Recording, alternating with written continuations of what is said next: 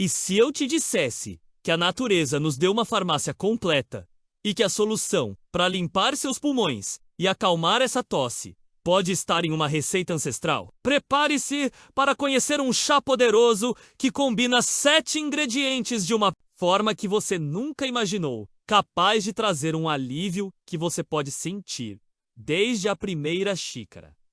Este não é um simples chá.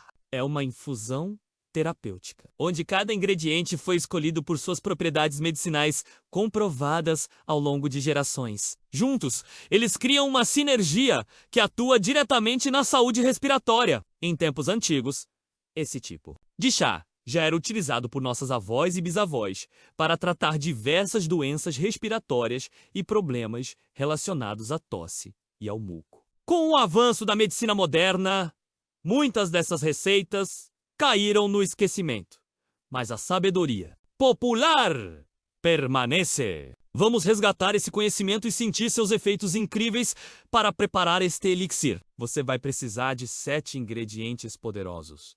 Uma cebola roxa, ela é rica em quercetina, um anti-inflamatório e anti-histamínico natural que ajuda a acalmar a irritação nos brônquios. Além disso, a cebola tem propriedades expectorantes, que